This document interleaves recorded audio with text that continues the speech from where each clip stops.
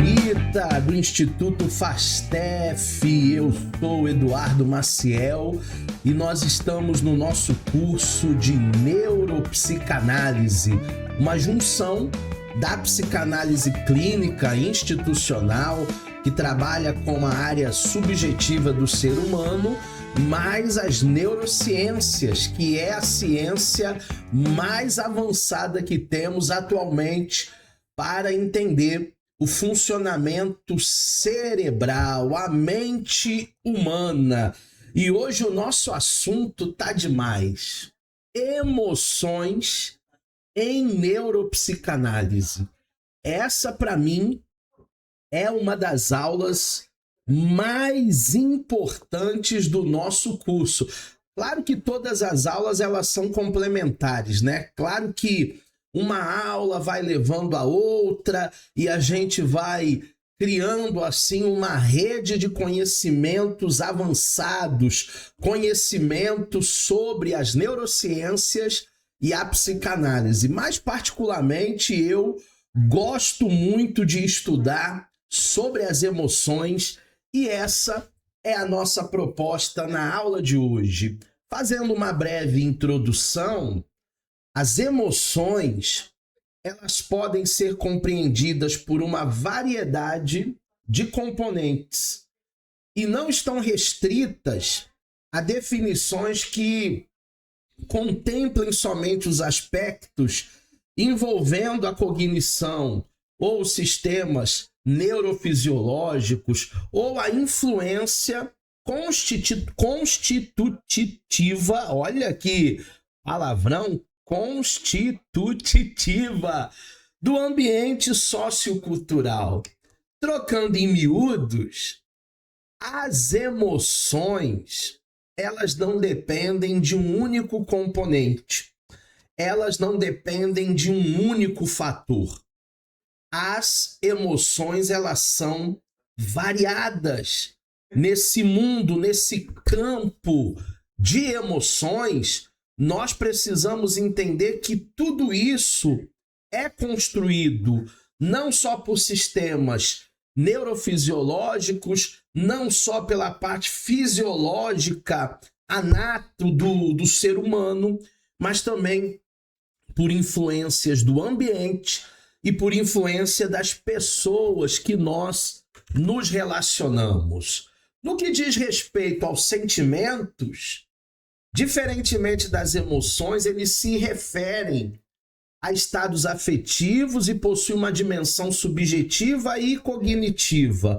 Subjetiva, psicanálise, cognitiva, neurociências. E aqui está implicado a experiência pessoal, né, que é revelada na maneira como a pessoa percebe os estados afetivos e os comunica com os demais. O que o ser humano ele mais necessita nos últimos tempos é do autoconhecimento, é da sua individualização. Essa é uma proposta da psicanálise clínica. O ser humano ele entender seus sentimentos, suas emoções, entender o seu limite. Tem muita gente que não entende a linha dos limites e aí muitas vezes elas extrapolam na vida porque não se conhecem. Além da dimensão biológica que nós estudamos nas neurociências, também existe uma dimensão evolutiva das emoções. E também, além da evolução, existe a dimensão subjetiva, psicanálise, que tem a ver com sentimentos. Muita gente acha que sentimentos e emoções são sinônimos. Não o são. Sentimentos é uma coisa, emoções é outra coisa, que nós vamos explicar, vamos elucidar melhor nesta aula de hoje, pois são orientados por regras compartilhadas e influenciam a intensidade com que eles devem ser sentidos, a situação a qual devem ser dirigidos e a sua duração. Nós precisamos fazer uma autoavaliação das nossas emoções e dos nossos sentimentos, até mesmo no tocante de quanto tempo determinada emoção, determinado sentimento deve durar. Por exemplo, um luto. Um luto, a psicologia diz que pode durar até 2 anos. Mas uma pessoa continuar em luto durante 10, durante 20 anos, isso aí ela precisa de uma gestão de emoções, isso aí ela precisa de um tratamento terapêutico para que ela possa sair desse lugar e vencer essa demanda. Vamos conceituar a emoção em primeiro lugar, até porque a nossa aula de hoje ela é sobre emoções. Então, a priori, nós precisamos fazer essa contextualização do que são emoções. E no sentido etimológico da palavra, emoção se origina ou se origina da palavra em latim ex movere, que quer dizer em movimento. E por qual motivo os psicólogos, os educadores, os psicanalistas, os demais profissionais se dedicam a entender do que se tratam as emoções? Porque tudo no nosso comportamento está ligado às emoções. Não dá para fugir, turma, do seu estado emocional. Podem ser emoções básicas, podem ser emoções morais, mas todo o seu comportamento, o seu modus operandi, ele está ligado ao que você carrega consigo, que nós chamamos de emoção. É possível que uma das respostas esteja voltada para a compreensão dos aspectos humanos, com as condições fisiológicas, mentais, comportamentais, que são relevantes tanto para o desenvolvimento, quanto também para as relações humanas. Eu digo sempre para os meus alunos, por que a pessoa faz o que faz? Por que a pessoa se comporta como se comporta? Há um histórico de sentimentos, um histórico de emoções, um histórico da própria infância. Talvez a infância dela foi uma infância muito dark, muito difícil, e tudo vai ser refletido na vida adulta através de emoções, através de sentimentos. As nossas experiências de vida, nosso histórico, frequentemente geram um significado particular para cada pessoa, por isso é subjetivo.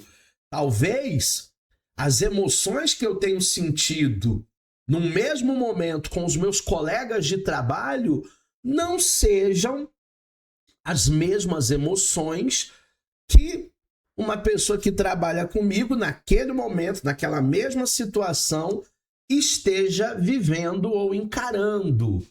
Portanto, o desenvolvimento emocional ocorre com base em uma disposição biológica, fisiológica, mas também por intermédio de uma interação social. E se você for pensar bem, a maioria das emoções e sentimentos que são aflorados em mim e em você, eles são por fatores externos, por interações sociais. Obviamente existem sim emoções internas, você consigo mesmo, mas a grande maioria são interações sociais. Quando você fica triste, quando você está com medo e esse medo é real, quando você sente vergonha, quando você fica alegre, eufórico, tudo isso são interações sociais. Na maioria das vezes, as nossas experiências. Exemplo, as crianças elas têm predisposições genéticas que vão sendo moduladas pelo ambiente, pela casa, pela família. Isso significa que a criança ela nasce com uma herança genética e ao longo do tempo a criança continua interagindo com seus pais, interagindo com seus cuidadores, quem faz a maternagem. Essas pessoas lhe ensinam habilidades sociais, habilidades emocionais, para que a criança possa, em determinada situação com outras crianças, no meio social, se socializar, ser um bom cidadão. Cidadania, ela diz respeito a direitos e deveres. Qual é o problema dos negligentes, dos inconsequentes? O problema deles é que eles não entendem que o direito de cada um termina onde começa o do outro. Muitos não entendem que aquilo que eu não quero que façam comigo, eu não posso fazer com eles. Isso é uma máxima da convivência humana. Isso é princípio de sabedoria.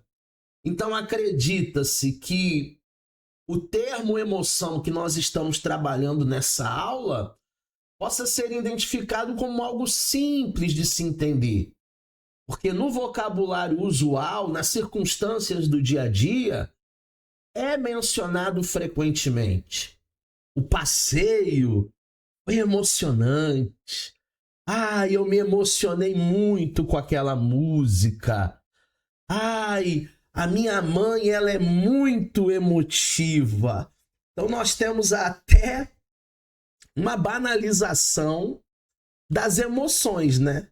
Sendo que o ser humano nem sempre conhece suas próprias emoções. Ele não sabe se ele está com medo, ele não sabe se está apavorado, ele não sabe se está triste, se está depressivo ou se está introspectivo, pensativo. As emoções se confundem em muitos seres humanos. Essas frases elas dizem respeito a sensações, a percepções que temos diante de um evento que provoque ali uma emoção. Contudo, a emoção ela é definida na literatura como complexa, como multidimensional, denotando alternativas fisiológicas, psicológicas, que são experimentadas desde o ventre materno e ao longo da vida vai se desenvolvendo.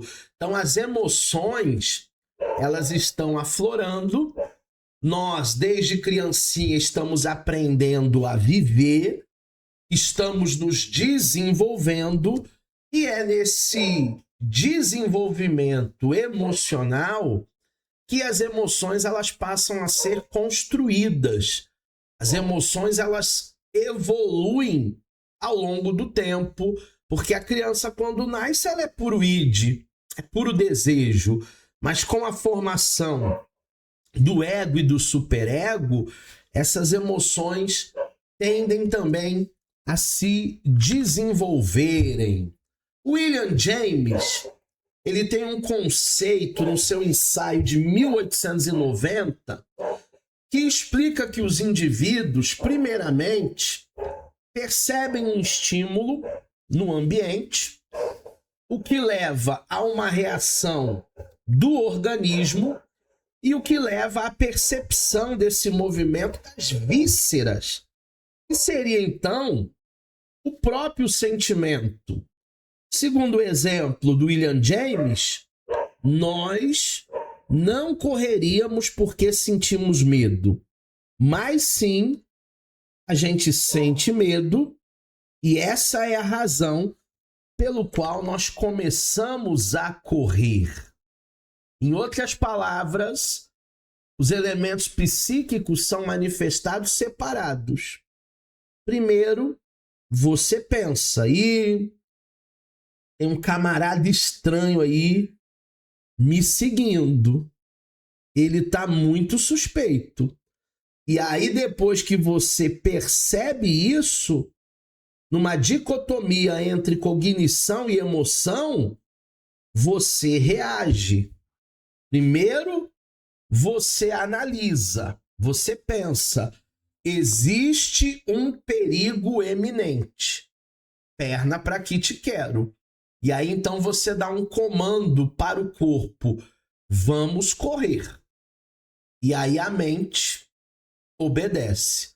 Então, esse é o estudo do nosso querido William James sobre as emoções. Contudo, essa perspectiva do James foi contestada nas novas abordagens que vieram depois de 1890 para explicar o fenômeno emocional. As contribuições evolucionistas, por exemplo, cognitivistas, que nós vamos ver hoje ainda, e sociais, também trouxeram mais amplitude de entendimentos para esse tema. Se antes os processos emocionais estavam à margem dos estudos, hoje esses mesmos processos emocionais têm se tornado protagonistas no campo dos estudos científicos, principalmente pela psicologia evolutiva e pelas neurociências. Então, quem começa a estudar emoções é William James, lá em 1890, com a sua teoria. Depois vieram outros teóricos evolucionistas, veio a neurociência em 1994, e aí trouxe para nós uma maior amplitude do tema. Trouxe para nós um maior entendimento, uma maior amplitude do tema emoções. Classificação das emoções. Nós precisamos classificá-las, porque senão a gente acha que é uma coisa só. E não são. Nós não podemos pensar que emoções são todas iguais, porque não é. Nem fisiologicamente, nem subjetivamente. Então, é necessário que façamos essa classificação. Sabemos que existem muitas emoções, variadas emoções. Essas emoções são universais. O japonês tem, o brasileiro tem, o europeu tem, o africano tem. E é relevante destacar aquelas emoções que são conhecidas como emoções básicas ou primárias. Ekman, em 1999, considera que as emoções básicas, elas possuem sinais universais e diferenciam das maneiras e revela alguma particularidade que as distingue. Então, o primeiro tipo de emoções que nós veremos na aula de hoje são as emoções ditas, chamadas de emoções básicas, É o basicão. São aquelas emoções que já nascemos com elas. As emoções básicas são aquelas que têm uma essência neurobiológica antiga, fruto da evolução da espécie, assim como componente referente ao sentimento e a sua capacidade para se expressar por meio de expressões corporais. São consideradas emoções básicas a alegria, a tristeza, a raiva e o medo. Até um bebezinho de meses consegue ter o bem-estar, alegria consegue ter o desconforto, tristeza, consegue ficar com raiva da mãe, consegue ter medo, aquela sensação de insegurança. São emoções básicas. Ah, mas a criança ainda não fala, mas ela se expressa através do corpo. São expressões corporais. A primeira emoção é a alegria. A alegria pode ser expressa principalmente pelo sorriso. Geralmente, quando alguém sorri, está alegre. Por gestos corporais alegres. Existem pessoas que são mais expansivas, a gente acha que essa pessoa é mais feliz. Existem pessoas que são menos expansivas, não sorri tanto, a gente acha que ela é melancólica, triste. A alegria está relacionada à felicidade, à empolgação, ao entusiasmo e ao alto astral. Existem pessoas que sempre estão com o astral lá em cima, estão de bem com a vida, e existem pessoas que estou dizendo parece, tá? Que morreram e esqueceram de enterrar. A alegria é a maneira de expressar como se sente com situações agradáveis, confortáveis, desejáveis para você e para os outros. A alegria também não pode se restringir a uma conquista minha, a uma vitória minha. A alegria também deve ser, né, uma alegria compartilhada, uma alegria de comemorar as vitórias dos outros. Pode nem ser alguém da tua família, mas você fica feliz quando alguém conquista algo, talvez até algo que você não conquistou ainda. A posteriori, lá no futuro próximo, você há de conquistar. Mas se você não conquistou, você fica alegre por aqueles que conquistaram. A alegria pode manter a saúde mental, a saúde emocional e facilitar as relações humanas. Tem muita gente que, se fosse um pouquinho mais feliz, seria muito mais alegre. Tem muita gente que poderia viver uma vida muito melhor, uma qualidade de vida muito melhor, se fosse de fato uma pessoa mais alegre. A segunda emoção é a tristeza, também é primária, também é básica. A tristeza pode ser expressa pelo choro, pelo declínio da vocalização. A nossa voz fica um pouquinho mais baixa, mais cadenciada. E também pelo corpo.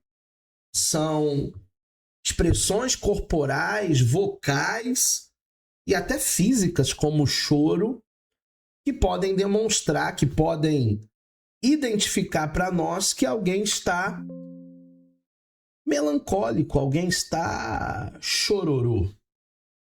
A tristeza está relacionada a experiências de perda, o luto, por exemplo, o abandono, a desvalorização, a incapacidade e a não aceitação dos outros. O ser humano tem uma tendência de senso de pertencimento.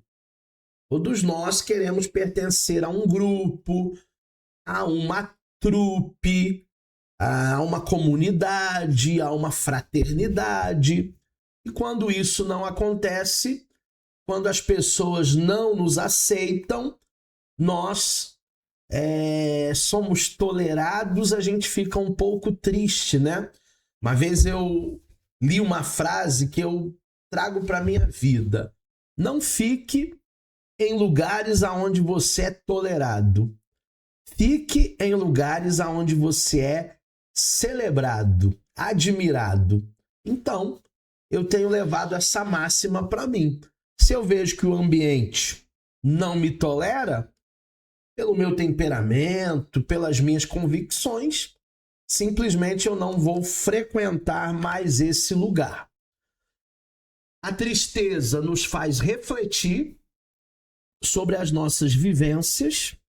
Na maior parte da nossa vida, a gente reflete, não só quando está tudo bem, mas principalmente quando está tudo mal. Nossos comportamentos, nossas escolhas, quando experimentada com doses elevadas, doses frequentes, pode até conduzir a pessoa para depressão. Então, olha a importância de nós sabermos dosar as nossas emoções. Existem pessoas que não sabem dosar o xarope, ou aquele guaraná, aquele xarope de guaraná fica melado e ninguém consegue beber porque aquilo ali tá melado, ou então fica água suja, né? Então, nem tanto, nem tão pouco, para que você não se torne uma pessoa depressiva, para que você não se torne uma pessoa amarga na vida.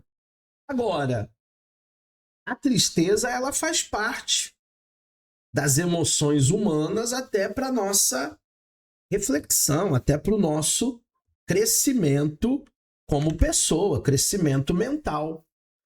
Temos também o terceiro sentimento dessas emoções básicas, que é a raiva.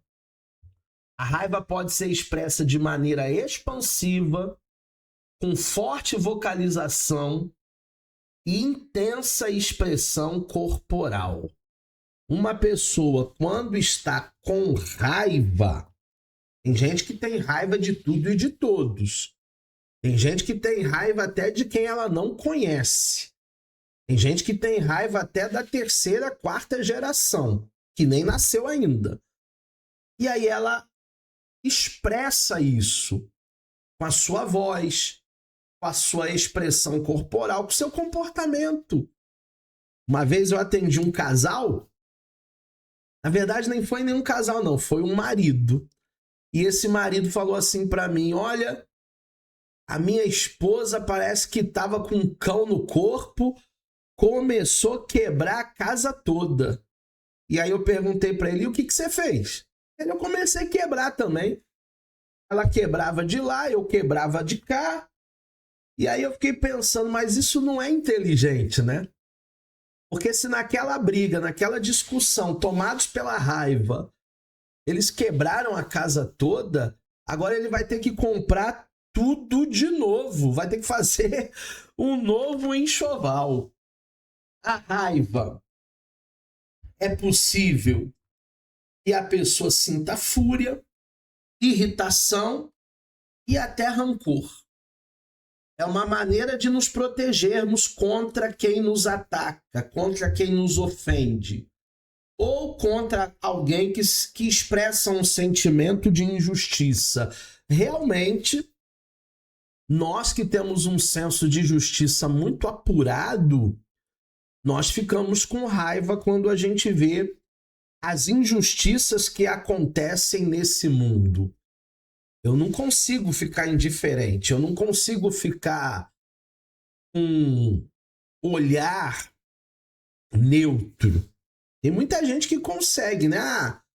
Nisso aí eu tô neutro. Quando eu vejo injustiça, isso me provoca uma profunda raiva. Como diz o outro, relva. Quando manifestamos a raiva de maneira adequada, até a Bíblia diz, né? Ireis, mas não pequeis. A gente se sente melhor. A gente se sente mais entusiasmado, a gente tem mais autonomia, a gente tem mais autoestima. A raiva é um alerta. Cuidado com o excesso de emoção. O excesso de raiva, ele pode provocar comportamentos agressivos, antissociais, e muita gente comete até crimes, feminicídios, por exemplo, Porque são pessoas tomadas pela raiva, ficam cegas. Aí quando faz uma besteira, chega lá na polícia, no interrogatório, o delegado vai perguntar: rapaz, o que você fez? Eu não sei. E pior que não sabe mesmo. Foi na hora da fúria, foi o dia de fúria. Sabe, dá um branco, dá um lapso e a pessoa não enxerga mais nada na sua frente. Temos também o medo, que é mais uma expressão primária. O medo, ele pode se expressar com os olhos saltados. Olha o bonequinho aí do Divertidamente. Ele tá com medo, olha o olhão dele. E retraimento corporal. É possível se sentir desprotegido, frágil, vulnerável, inseguro ou até exposto. O que é o medo? O medo é uma emoção de mecanismo de defesa. A gente só não morreu ainda porque a gente tem medo.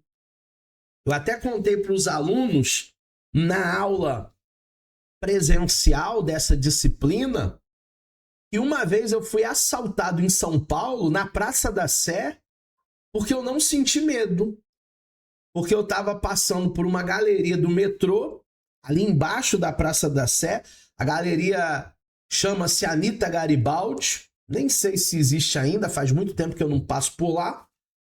E eu estava indo num sentido, os assaltantes vieram num outro sentido e eu não senti medo. Porque se eu sentisse medo, eu daria meia volta ou correria.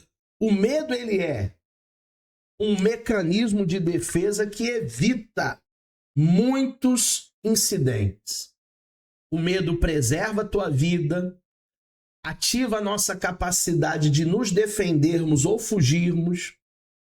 O medo nos dá um alerta, ou melhor, alerta. Sentir medo demais de coisas que nós não podemos controlar pode nos trazer danos, impedindo certos enfrentamentos necessários. Já a falta de medo pode nos machucar e pôr a nossa vida em risco. O excesso de medo é até um alerta para a gente, porque esse pânico, essa fobia de algo que você não pode controlar, pode tirar de você muitas oportunidades. Digamos que você ganhe um sorteio onde o prêmio é uma viagem de navio, um cruzeiro, para você ficar conhecendo aí o litoral, as praias, as cidades. Tem gente que não vai usufruir do prêmio porque tem medo de navio. Aí, vai que eu esteja lá no meio do mar e aconteça alguma coisa e o navio afunde.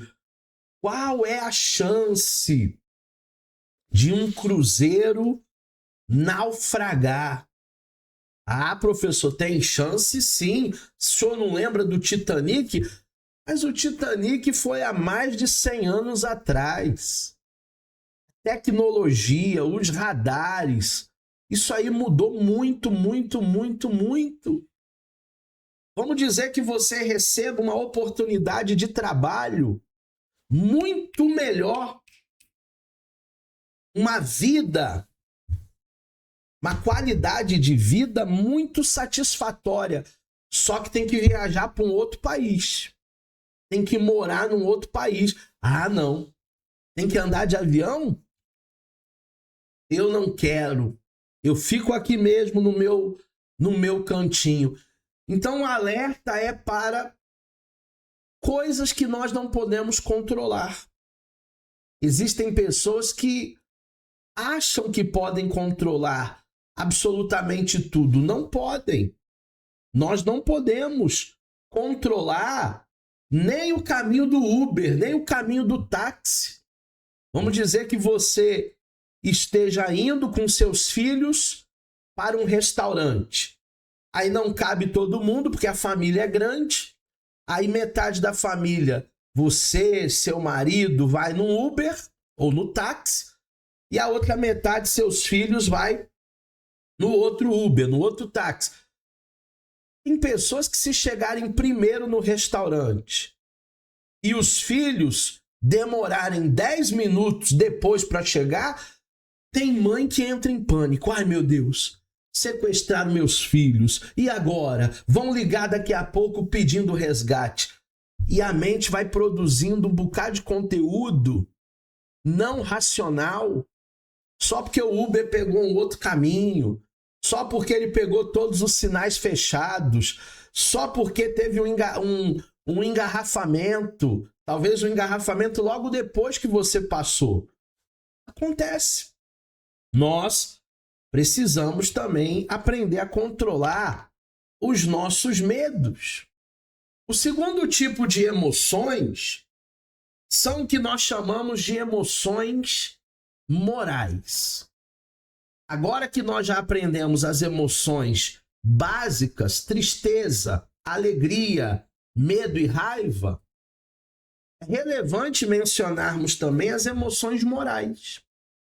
Sabemos que ao longo da vida nós vamos aprendendo a sentir culpa, sentir vergonha, sentir orgulho. Dentro do convívio social, a consciência dessas emoções emerge por volta dos 2 anos, 2 anos e meio de idade, e ela está associada a fatores maturacionais, ou seja, de maturidade, de maturação, e também cognitivos. Então, a criança, a partir do momento que não é mais um bebê, com 2 anos, 2 anos e meio, talvez até 3 anos mais tardiamente, essa criança começa a ter emoções morais, vergonha, orgulho, culpa, até inveja, egoísmo. Então a criança, ela está em pleno desenvolvimento. A criança agora está aprendendo até a ser empática com o amiguinho, com o coleguinha. As emoções morais nos dão a percepção de atos tidos como certos e errados, é a formação da consciência, pode determinar o desenvolvimento de processos socioemocionais, e essa seria uma forma inicial de expressão da moralidade, que envolve os componentes afetivos, cognitivos, comportamentais. Todos os 3 são importantes, tá? O lado afetivo, o lado cognitivo, o lado comportamental, para o desenvolvimento das habilidades sociais, já desde a tenra infância. Porque tem adulto também, tem pai que é cego, né? O pior cego é aquele que não quer ver, né? Aí ele vai dizer, não, é pequenininha, não sabe nada, é uma criancinha, é um garotinho. Gente, existe uma música antiga do Erasmo Carlos, eu só não lembro mais o nome da música, mas se você procurar aí no Google, você acha. Tem uma parte da estrofe, a música é muito bem inteligente, muito bem construída. Tem uma parte na estrofe da música que o Erasmo Carlos canta, que os adultos pensam, eu sou uma criança e não entendo nada. E a própria criança dizendo, eles que se enganam, eu sou uma criança, mas eu estou entendendo tudo. As emoções morais, elas entram nesse momento para que você não pense, ai, coitadinho, não entende nada, é criança, perdoa. A partir dos 2 anos, 2 anos e meio, 3 anos, essa consciência já começa a ser formada. Vergonha e culpa se referem a afetos vivenciados como negativos, somados a uma autoavaliação de que algo de errado foi feito, geralmente relacionado a situações interpessoais. Criança tem vergonha? Adultos também têm. Adultos têm culpa? Crianças também têm. E geralmente isso está relacionado a situações com o próximo. Quando é que eu me sinto envergonhado? Quando eu fiz alguma coisa errada. Quando é que eu me sinto culpado? De verdade, quando eu tenho culpa no cartório, né? A gente não pede desculpa por algo que não fizemos ou algo que não doeu na nossa consciência. A culpa, por exemplo, pode gerar um comportamento de agitação, durante o qual o indivíduo se sente remorso, sente tensão, sente ansiedade, tudo isso a culpa produz.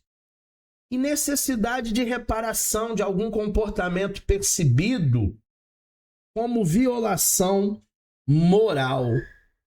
Sabe, duas palavrinhas mágicas que todo ser humano deveria aprender?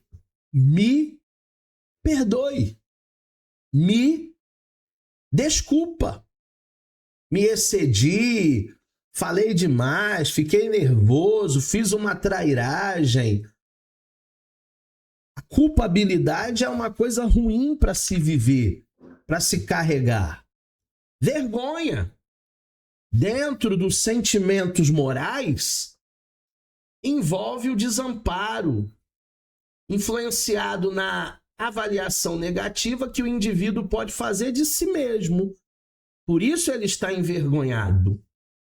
Trata-se de um comportamento de submissão que pode motivá-lo a se esconder ou a se retirar dos eventos sociais. Existem pessoas que, por causa dessa vergonha, isso se transfere, né, se desdobra num complexo de inferioridade.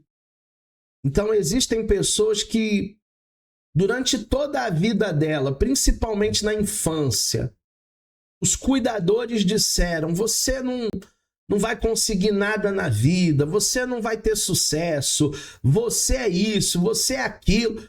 De tanta pessoa ouvir essa desvalidação, ela começa a se sentir diminuída. Então ela chega em determinados lugares com muita vergonha, com muitos preconceitos sobre elas mesmas. Todas as emoções, elas são consideradas importantíssimas, já é da constituição do ser humano, pois elas conectam a nossa vida com a vida de outras pessoas. Essas emoções, elas podem ser vivenciadas de maneira positiva, de maneira negativa.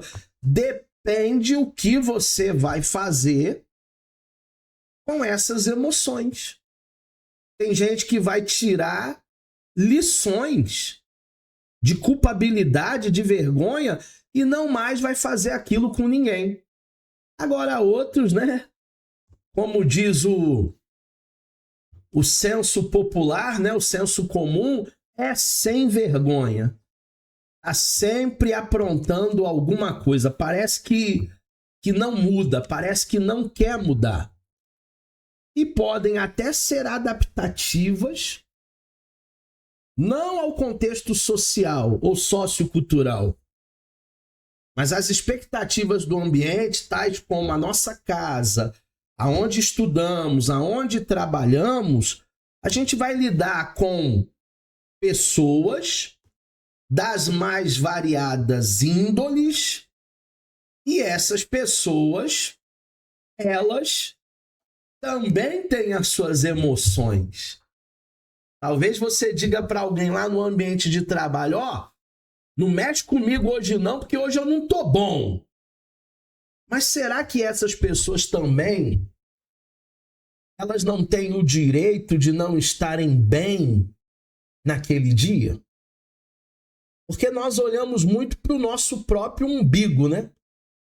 Nós olhamos muito para as nossas próprias emoções. Mas todo ser humano sofre. Todo ser humano tem demandas. Todo ser humano se preocupa com alguma coisa em dado momento. Henry Wallon, em 1975, agora teorizando mais um pouquinho e ampliando as emoções, Wallon vai dizer que a emoção ela é tanto biológica, por isso biologia, neurociência, quanto social. E segundo Henry, essa emoção garante a nossa sobrevivência. Por isso que a gente não morreu até hoje, por causa das emoções. O bebê, ao chorar, ele manifesta algum tipo de desconforto, o que provoca uma resposta imediata do adulto. Será que ele não está com cólica? Será que ele não está com fome? Será que a fraldinha não está cheia? O adulto ele logo se prontifica a atender e a oferecer um determinado suporte para esse bebê, para sanar esse incômodo, ou até para oferecer algum estímulo capaz de promover um bem-estar geral. Então, as emoções são colocadas ali na nossa Constituição, nós fomos constituídos desta maneira para que a gente não sofra mais do que sofremos, para que a gente não morra. As emoções são um grito, as emoções são um alerta. Vamos falar um pouquinho agora sobre inteligência emocional e as suas implicações. Inteligência emocional é um tema do Daniel Goleman e que o Augusto Cury aqui no Brasil traduziu para a gestão das emoções. Então, se você for um discípulo do Goleman, inteligência emocional. Se você gosta do Augusto Cury, gestão das emoções. Vamos falar um pouquinho. Para o Daniel Goleman, a inteligência emocional ela é vital, turma, para que as pessoas alcancem as competências necessárias para terem sucesso no ambiente de trabalho. Esse conceito também foi muito incorporado pelos educadores, pois acredita-se que a temática auxilie nos processos de aprendizado social, aprendizado emocional, fazendo parte do currículo escolar de muitas escolas atualmente. Se seu filho estuda numa escola que tem uma cadeira de inteligência emocional, parabéns para a escola, porque eles precisam. E nós precisamos de inteligência emocional, que é uma competência necessária para o nosso ambiente de trabalho. Eu falei numa palestra que eu dei essa semana, na fábrica de canetas Compactor, falando com alguns colaboradores, que eles convivem no ambiente de trabalho, no ambiente corporativo, a maior parte do dia. Eles ficam mais com aquela equipe do que com o esposo, do que com a esposa, com os filhos. Então o ambiente tem que ser um ambiente propício. A gente precisa entender que nos relacionamos com gente que não é exatamente igual e não pensa igual a nós, e que a gente tem que fazer, como diz o ditado, por viver. Saber as deficiências de cada um, saber o limite de cada um. Hoje em dia, o RH das empresas está preferindo o QE do que o QI. O QI é o coeficiente de inteligência. O QE, ou QE, né, é o coeficiente emocional. As empresas estão preferindo pessoas que saibam se relacionar, que tenham inteligência emocional. Se as crianças passarem aí para a escola cada vez mais cedo e precisarem aprender a se relacionar com seus pares, isso quer dizer, elas desde pequenininhas, tendo a capacidade de perceber as mudanças de excitação emocional, elas vão, desde cedo, processar as informações e vão acessar essas informações e vão enfrentar.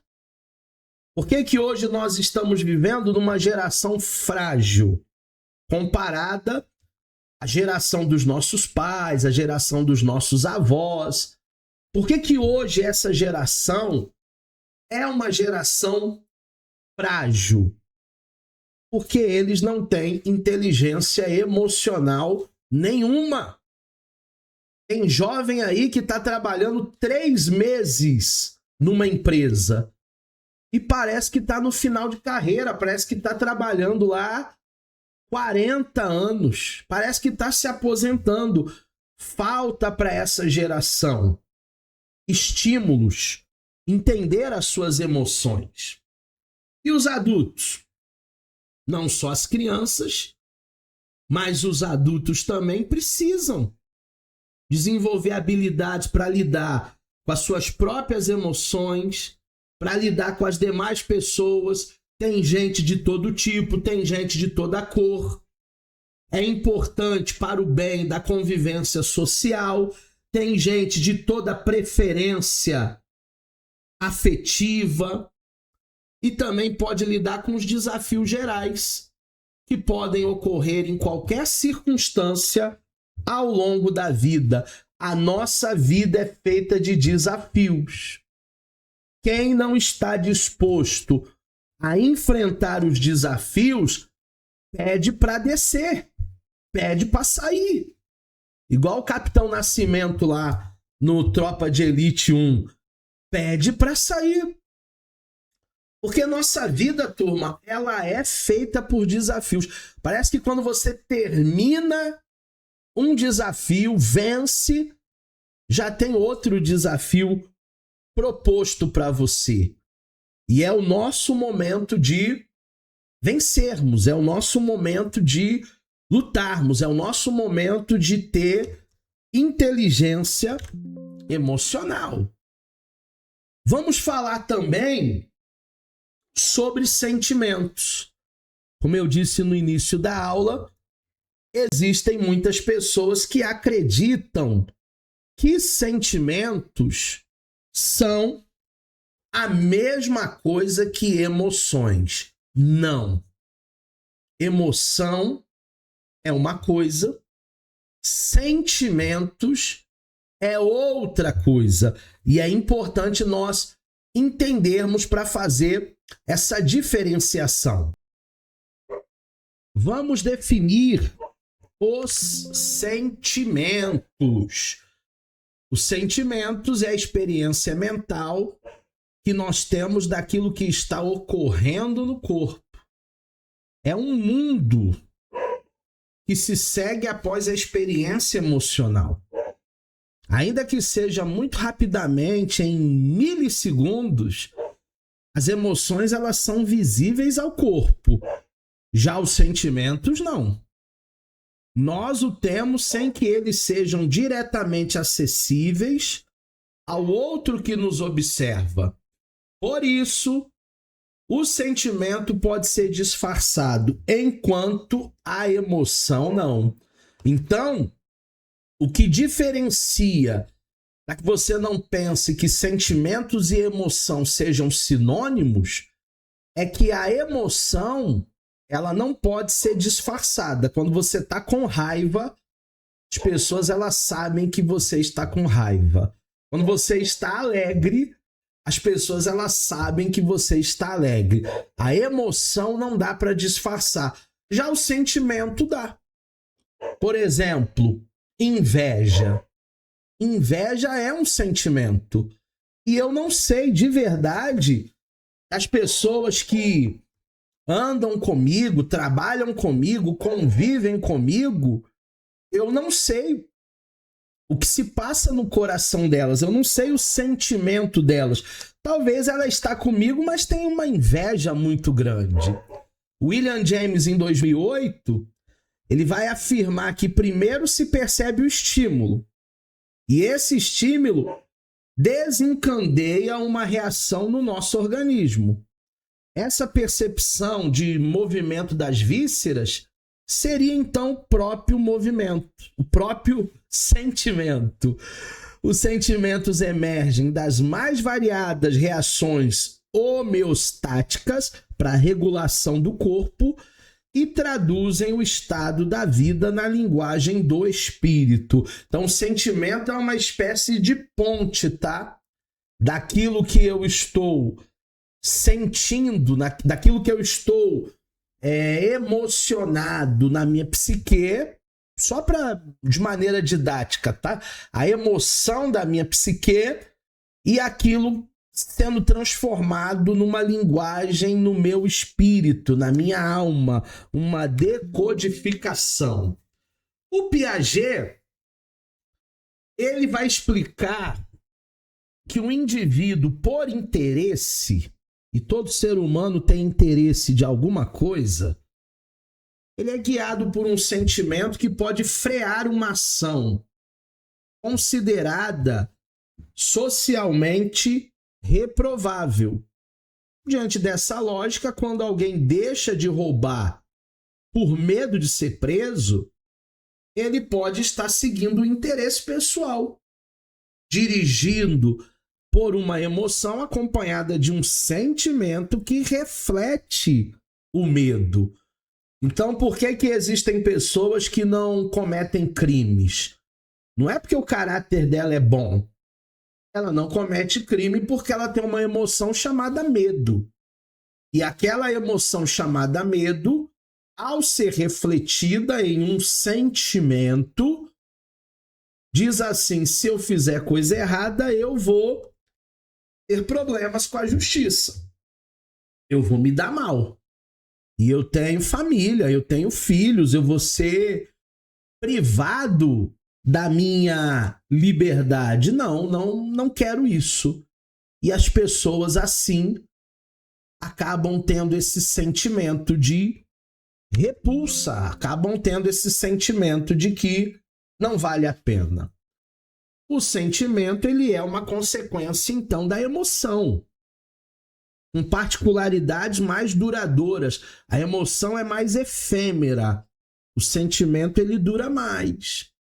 A emoção é experimentada e avaliada por meio de funções executivas, como pensamento, como memória, e ainda sofre influência de elementos de funcionalidade do humor. Quando você está bem, quando você está mal. Além do contexto vivencial, quem trabalha contigo, quem convive contigo. Diferentemente das emoções, tá? Os sentimentos, eles não são vivenciados de maneira privada, e sim de maneira coletiva. Sentimento é uma coisa, emoção é outra coisa. Na psicologia positiva, por exemplo, nos estudos mais recentes, os sentimentos encontram-se numa perspectiva que ganhou destaque nas últimas décadas. Essa perspectiva é a tal psicologia positiva que você vai ouvir muito nesse curso, que considera a expressão dos sentimentos e também das emoções como algo essencial na nossa vivência relacional, na nossa vivência humana. Todos os dias a gente convive com gente. E eu gosto muito de uma frase que diz assim: gente precisa de gente para ser gente. E gente precisa de gente para ser gente. Nós estamos perdendo a nossa humanidade porque nós estamos lidando muito com máquinas, com telas. Hoje em dia a gente nem quer mais escrever, hoje a gente só quer digitar, ó. Toda hora a gente está digitando, teclando. Gente precisa de gente para ser gente. A psicologia positiva indica, então, de maneira muito especial, a concentração de elementos de promoção de saúde e de bem-estar, de pontos fortes, de pontos positivos, funcionais, no desenvolvimento humano. Agora, fazendo um adendo, tá? Todos nós temos pontos positivos e todos nós temos pontos negativos.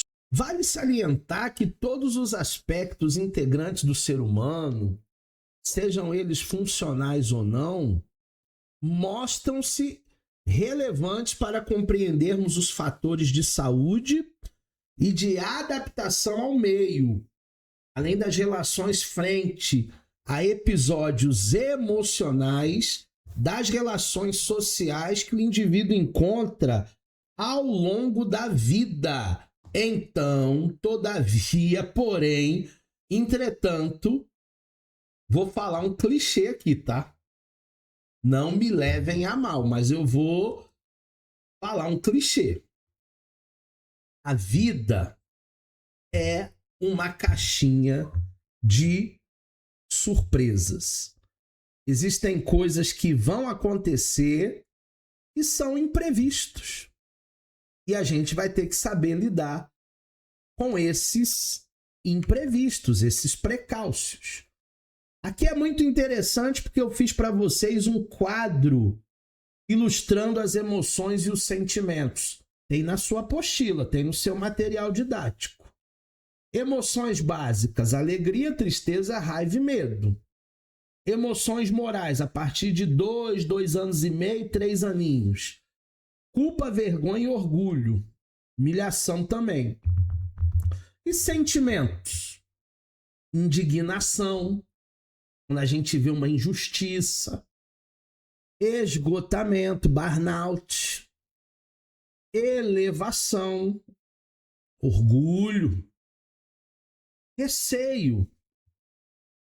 Aquela humilhação te trouxe um sentimento de receio, um sentimento de insegurança, um sentimento daquelas pessoas que não querem vivenciar a mesma experiência outra vez.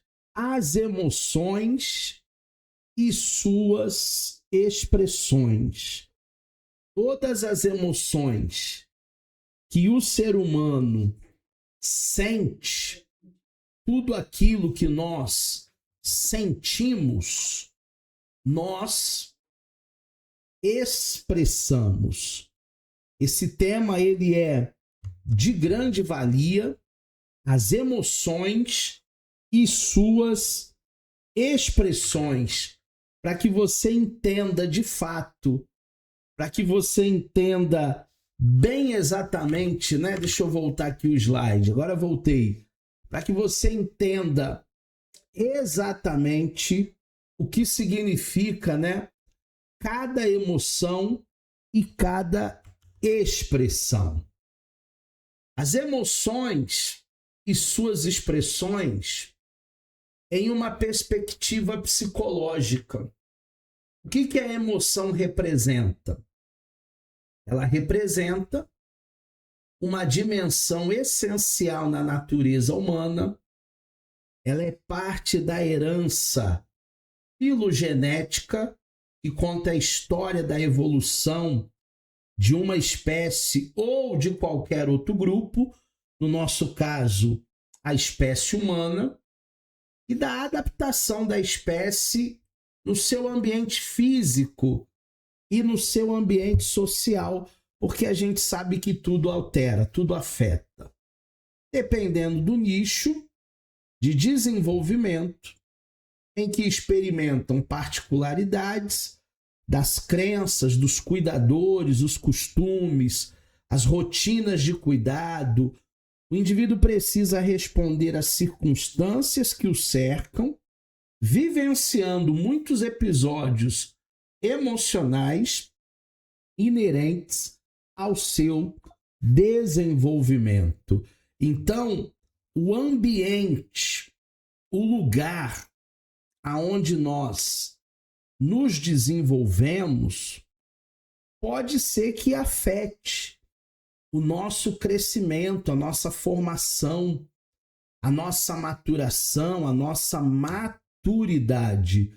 É por isso que existem pessoas que demoram para amadurecer e outras pessoas que amadurecem até mais rápido, dentro de particularidades de cuidados, de costumes, de rotina, dentro do ethos de cada família e de cada ambiente.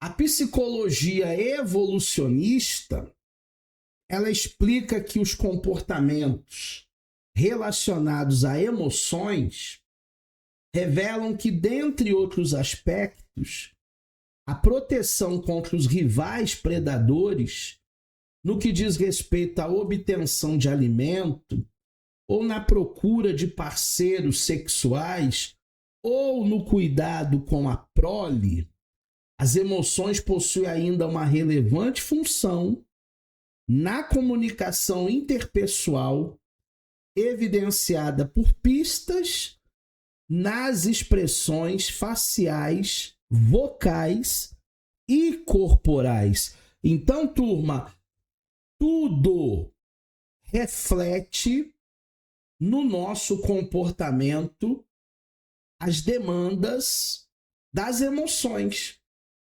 Quando se precisa defender a sua família contra um perigo eminente, quando há uma necessidade que nós precisamos buscar o que comer, o que beber, quando há uma procura de um parceiro para a vida toda, uma esposa, um marido, um parceiro sexual, tudo isso é refletido no nosso comportamento. As nossas emoções, elas se revelam pelas expressões faciais. Quando eu estou bem, você sabe que eu estou bem. Eu não sou um personagem. Quando eu estou mal, você também sabe que eu estou mal. Eu não consigo ser um personagem. Nossas expressões vocais, nossas expressões corporais, tudo no nosso corpo verdadeiramente emite uma mensagem. Faz com que as nossas expressões falem um pouco mais daquilo que nós estamos sentindo. Quer ver um exemplo? Diante de uma situação que provoque uma necessidade de fugir ou lutar com um predador potencialmente perigoso, o organismo precisa ativar alguns programas que possibilite ou a fuga ou a luta. Diante de um predador, desativar outros envolvidos na busca pelo alimento. Então, isso é particularidade de um mundo animal, onde existem predadores, busca por alimento, mas na nossa vida cotidiana não é diferente não, tá? Quando nós temos um perigo eminente, duas coisas nós precisamos entender ou fazer: ficar ou correr. Já dizia alguém que se correr o bicho pega, se gritar o bicho come. Então, é a nossa postura. Fisiologicamente, as emoções elas nos auxiliam neste momento, mandando sinais para o sistema límbico que nós estamos em perigo E aí nós vamos precisar lutar ou enfrentar. Nesse desenvolvimento, o teórico Izard, em 2010, vai considerar as emoções como resultado da interação de sistemas integrados, cujas propriedades servem como funções adaptativas. Toda emoção que você sente é uma função adaptativa. De acordo com esse autor, em sua teoria das emoções diferenciais ou distintas, enraizadas no pressuposto do darwinismo. Não é o criacionismo, é o darwinismo, aquele que diz que o homem veio do macaco evoluindo ao longo dos anos. Emoções como alegria, raiva, medo, tristeza emergem desde lá do início, na ontogênese, e com a maturação dos circuitos neurais, independente de um desenvolvimento cognitivo. Por isso que o bebê sente raiva. Quem ensinou o bebê a sentir raiva? Ninguém. É uma emoção que ele está vivenciando, experimentando. Desde o Gênesis, a alegria, ou o medo, ou a tristeza, tudo isso o ser humano em desenvolvimento, ele já começa a sentir, ele já começa a perceber, ele já começa a entender desde muito cedo esses sentimentos. Nós temos o modelo do desenvolvimento emocional do Leves, 2010. Nos primeiros 6 meses de idade, o neném imerge em emoções primárias, como alegria, tristeza, medo e raiva. Processos cognitivos desempenham um importante papel na emergência dessas primeiras emoções, apesar de serem limitados. Por isso, chamamos essas emoções de emoções básicas, porque nos acompanham a partir de 6 meses de vida. Na segunda metade do segundo ano de vida, aí já surge pelo desenvolvimento a capacidade cognitiva e permite a emergência da coincidência, ou melhor, da consciência, da autoconsciência, permitindo o aparecimento de outras emoções, como, por exemplo, o constrangimento, a criança fica envergonhada, a empatia, a criança começa a se importar com o amiguinho, chamadas de emoções autoconscientes. Então, a partir da segunda metade do segundo ano, né? Provavelmente aí 2 anos e meio, a criança já passa a ter uma formação de um superego, que nós aprendemos em psicanálise, e aí ela já começa a ter sentimentos um pouco mais empáticos. Temos também, por volta de 2 anos e meio a 3 anos de idade, o segundo marco cognitivo que é sublinhado da criança em avaliar um comportamento frente a um padrão. E a partir daí surgem as emoções ditas morais, como o orgulho da criança, como a culpa, como a vergonha. Essas emoções requerem que a criança tenha um senso de si mesma, que ela seja capaz de comparar o seu próprio comportamento a parâmetros estabelecidos por seus cuidadores. E aí, num sentido mais amplo, pelo meio sociocultural em que essa criança vive, se essa criança falha diante de um padrão, ela está suscetível a sentir vergonha, ou culpa, ou remorso. Mas se ela obteve sucesso, então ela está propensa a sentir o orgulho. É justamente o que acontece quando uma criança faz malcriação e a mãe dá uma bronca nela na frente de todo mundo. Ela fica retraída, envergonhada, ela sente culpa, ela sente remorso. Mas também, quando essa mesma criança faz as coisas certas, e aí a mãe dá uma recompensa ou dá um elogio, muito bem, meu filho, é assim que se faz, parabéns. Essa criança também se sente valorizada, ela também sente um orgulho de si mesma por ela estar fazendo aquilo que é certo. E por volta dos 3 anos de idade, de acordo com uma perspectiva desenvolvimentista do Leves, desenvolvimentista, ó que palavrão, a vida emocional de uma criança se torna altamente diferenciada.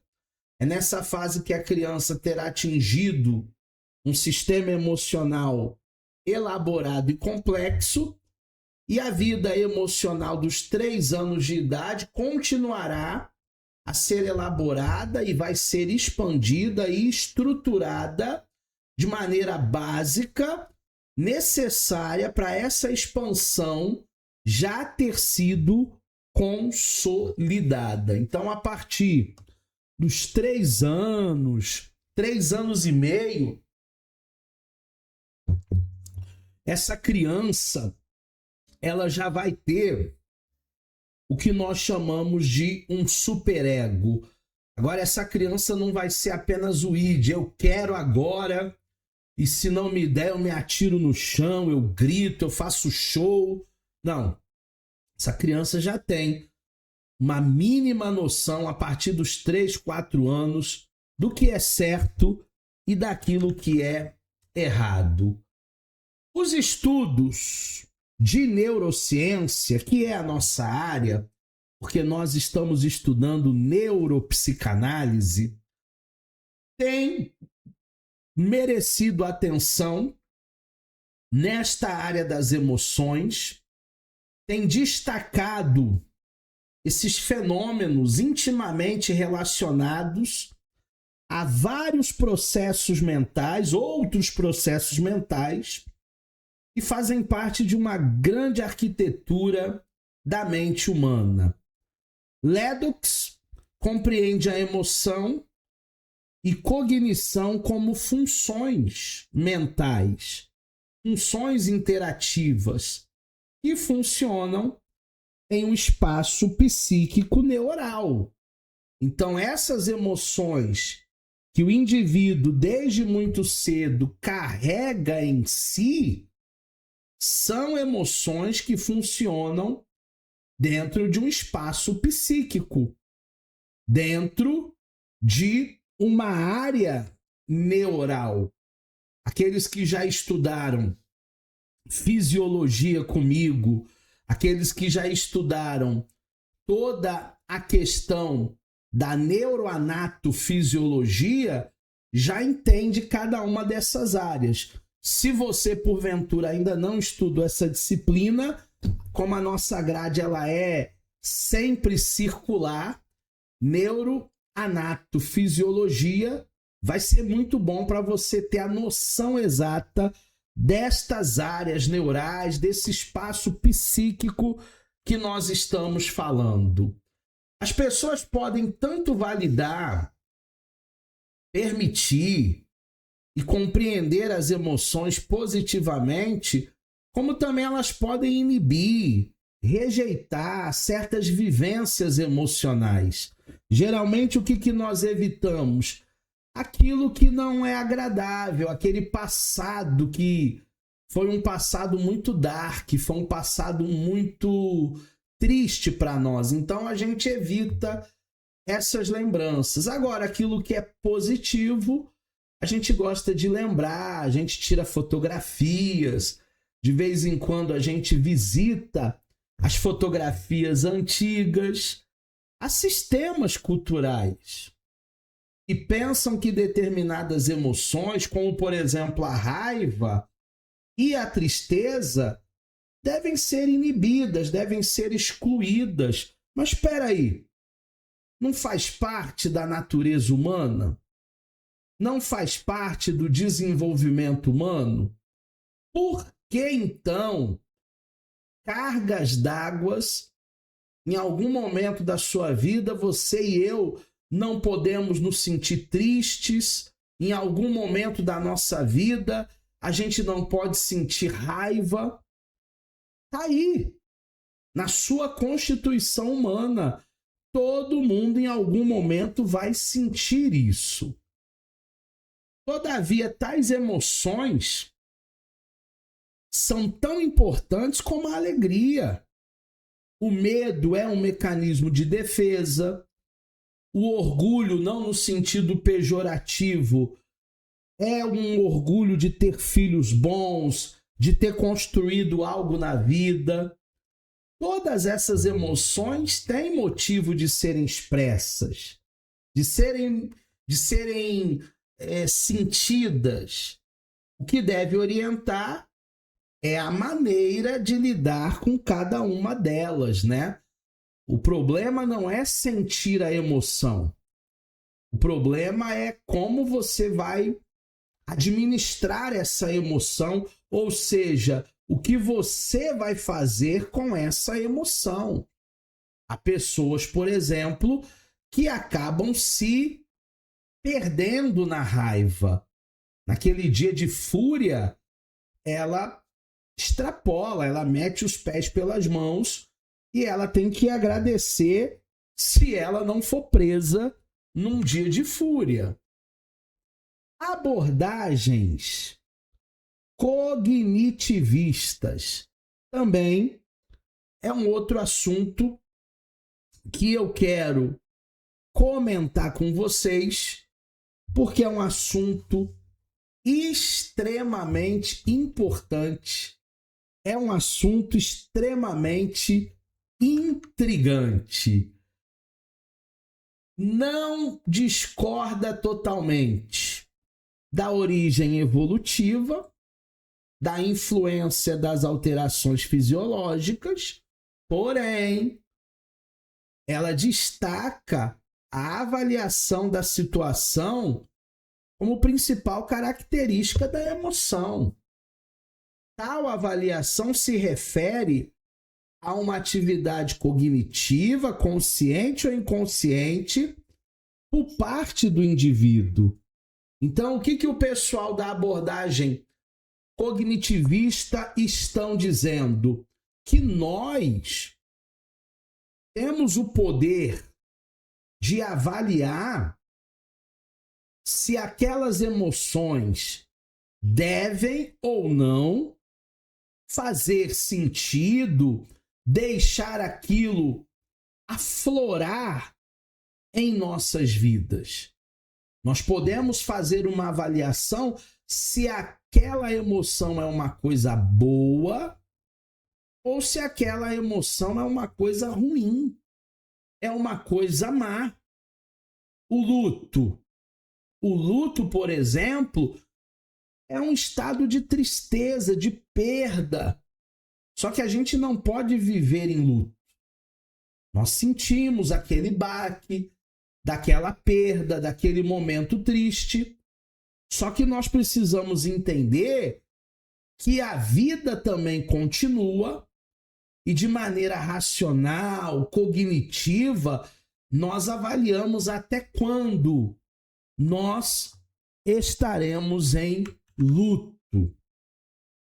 As emoções, elas não são compreendidas como uma reação única, mas como um processo que envolve múltiplas variáveis. Porque aquilo que pode fazer a Fernanda ficar com raiva, talvez não faça a Dona Vera ficar com raiva. A Dona Vera tá tranquilinha. Já a Fernanda tá cuspindo fogo pela boca.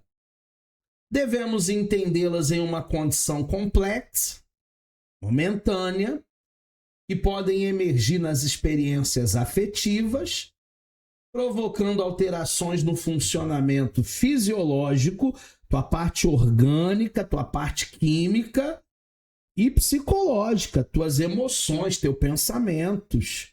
Como você vai lidar com isso? Despertando no indivíduo a possibilidade de ações. Então, também nós precisamos avaliar para que nós possamos tomar as devidas providências. Para que a gente não venha meter os pés pelas mãos e perder aquilo que há tanto tempo nós lutamos para conquistar. O Roberto chegou por aí. Boa noite, Roberto. É isso. Nós precisamos avaliar cada emoção e se aquilo verdadeiramente fará ou não sentido para nós. A concepção de Denham, 1998, as mencionadas habilidades são entendidas como importantes pilares da competência emocional.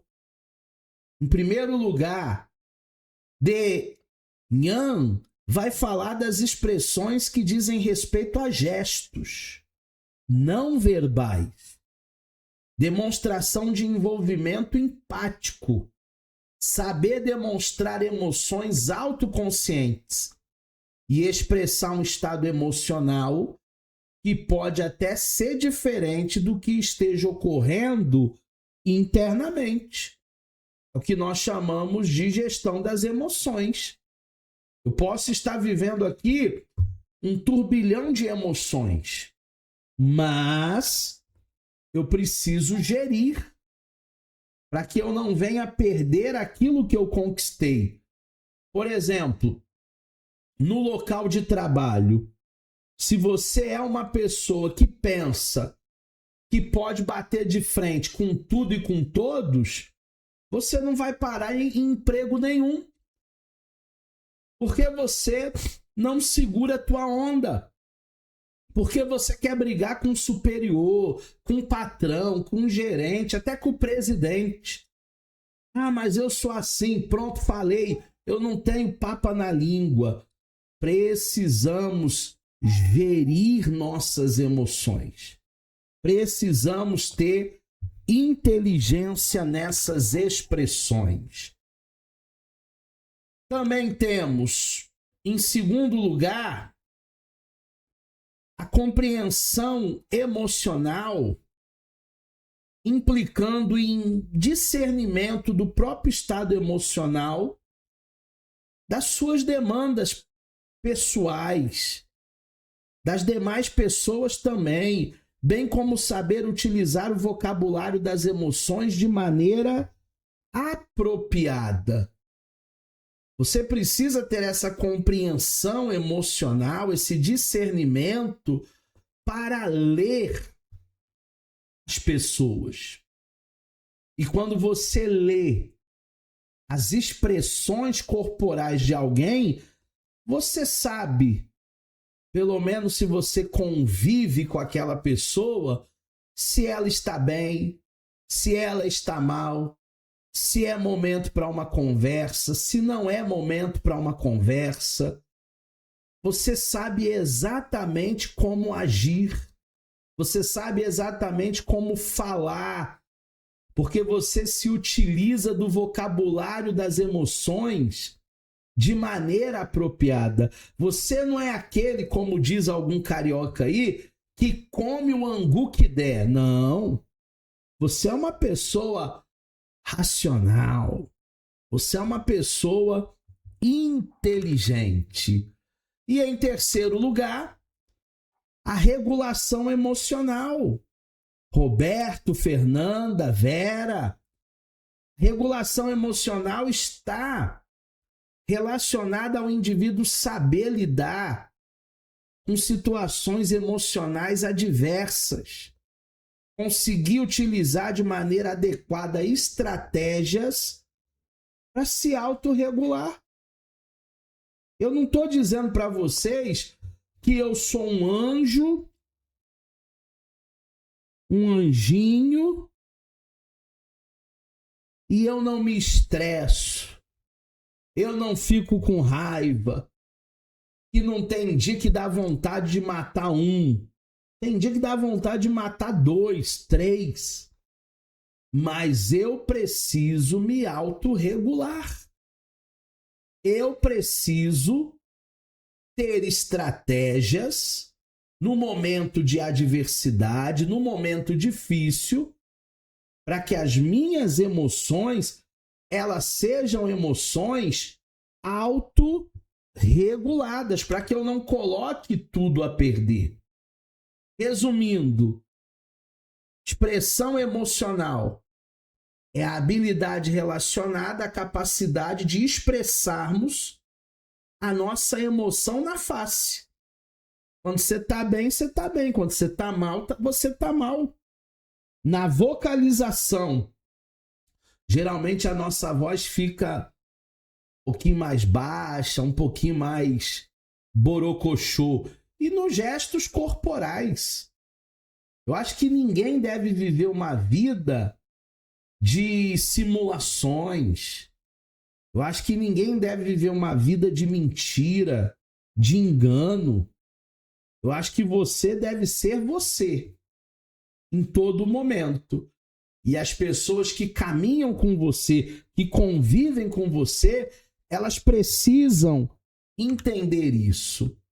Em segundo lugar, habilidade relacionada na capacidade de compreendermos as emoções que diariamente vivenciamos, bem como aquelas experimentadas pelos outros. A gente precisa dessa capacidade para entender o que está se passando com a gente. Eu estou com raiva? Eu estou indignado? Eu estou triste? Eu estou nervoso? Eu estou bem? Eu estou mal? Eu estou desiludido? Eu estou desacreditado? A priori você precisa entender o que se passa com você.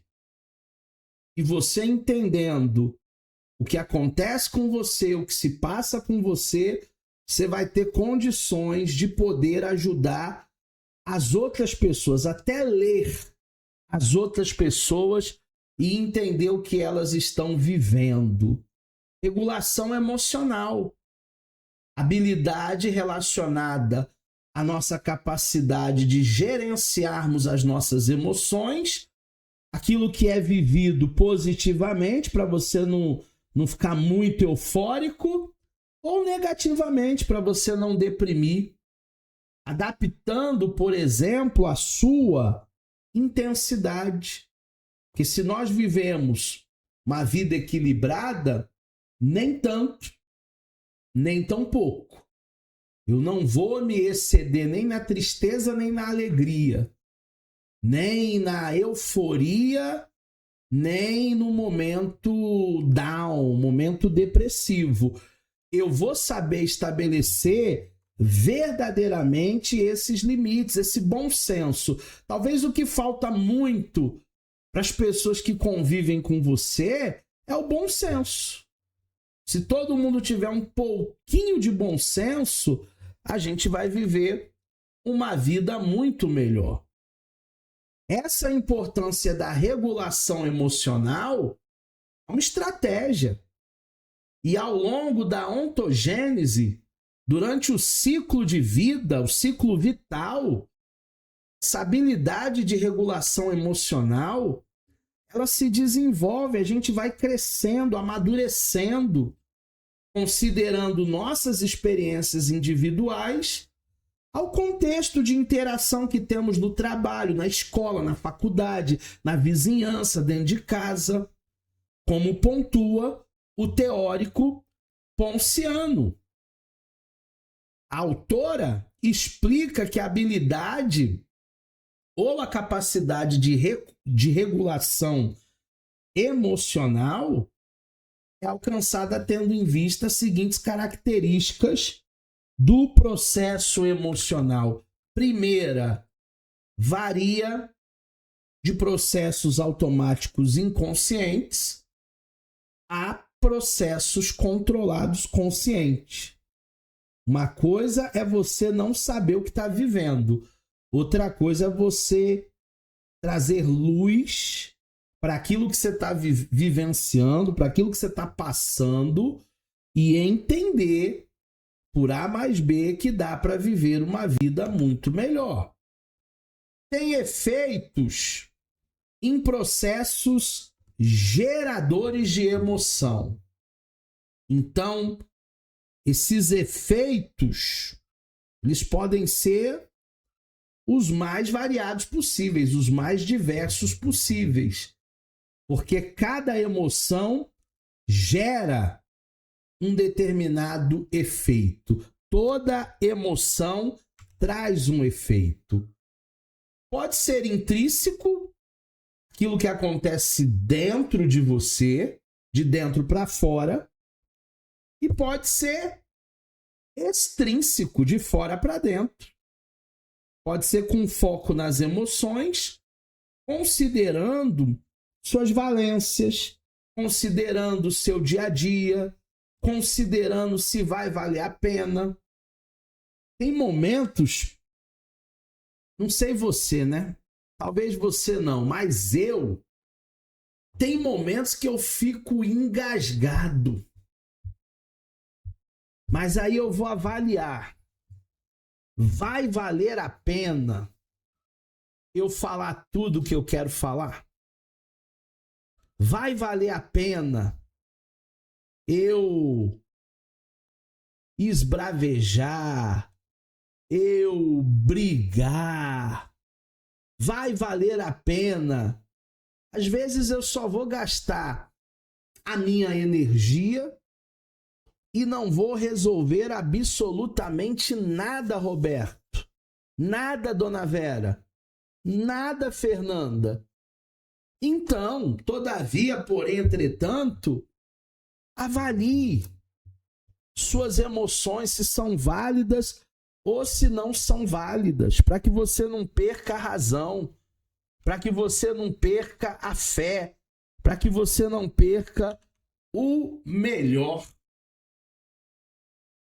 Os sistemas de autorregulação, eles têm um aspecto que inclui a atenção, a autoestima e os recursos cognitivos, tais como a nossa inteligência, o nosso enfrentamento, o nosso autocontrole, dentre outros que são influenciados pelas pessoas e pelo contexto. Quem não faz terapia não é inteligente, não sabe enfrentar os problemas de frente, não tem autocontrole, é influenciado por A, por B, por C. É Maria vai com as outras. Nós não. Nós fazemos terapia. Nós buscamos autoconhecimento. Nós sabemos quem somos e sabemos também os nossos limites, até onde podemos ir. Considerações finais. Reta final da nossa aula. Último platô aí, ó. Ao estudar ou pesquisar sobre as emoções, nós precisamos compreender que elas são multidimensionais e que sofrem repercussões de intensidade. Existem pessoas que são mais emocionadas, outros menos emocionados, mais irritados, menos irritados. Valência, cultura, contexto de interação. As emoções, elas podem ter uma força instantânea quando elas são experimentadas em um momento determinado da vida, mas também elas podem ter uma duração prolongada quando encontramos dificuldades para realizar a sua autorregulação. Voltando a falar do luto, existem pessoas que passam anos e anos e anos em luto por aquela perda. E a perda não é só uma perda de um parente, de um familiar, de um amigo. A perda pode ser de um emprego. A perda pode ser de um padrão financeiro, de uma casa, de um carro. E as pessoas, elas vivem algum tempo em luto. Mas, em média, a psicologia diz que o luto ele dura até 2 anos. Então, até 2 anos, a pessoa precisa se autorregular. A pessoa precisa superar aquele luto. As emoções, elas são vivenciadas somaticamente, ou seja, o corpo reage ao que está acontecendo. No entanto, elas também são vividas num processamento mental, porque, dentre outras funções executivas, são envolvidas também, e aí nós fazemos uma avaliação interna. Não existe nada melhor do que você fazer uma avaliação interna e saber até onde você pode ir. Não existe nada melhor do que você fazer uma avaliação pessoal e entender os seus limites. Tem gente que não conhece os seus limites. E é por isso que ele está vivendo acima das cargas que ele pode carregar. Porque vai jogando. E algumas vezes nós não vamos suportar tamanha cobrança.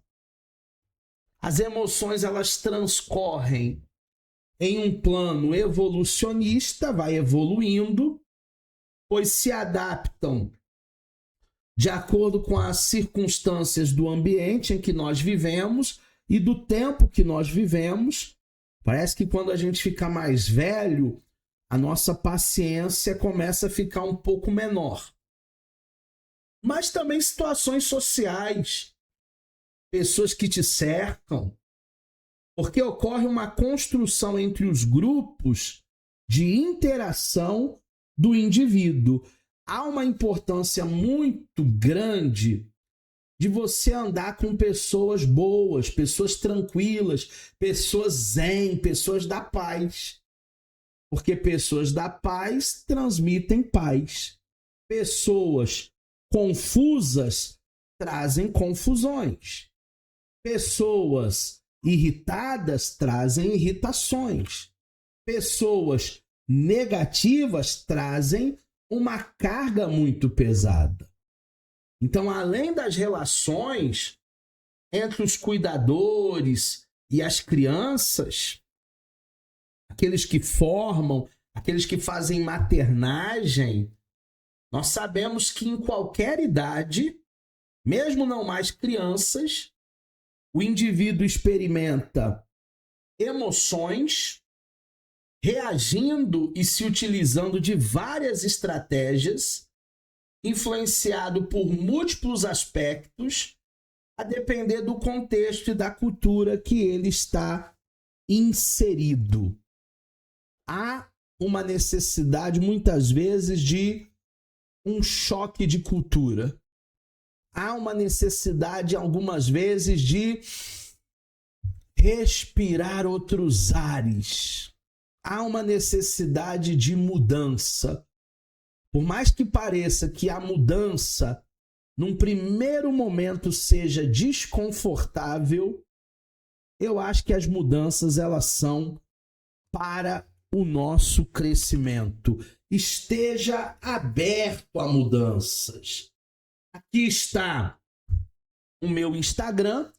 Se você tiver qualquer dúvida sobre a nossa aula de hoje, e eu espero ter ajudado você a compreender as emoções em neuropsicanálise. Nós estaremos de volta nas próximas disciplinas.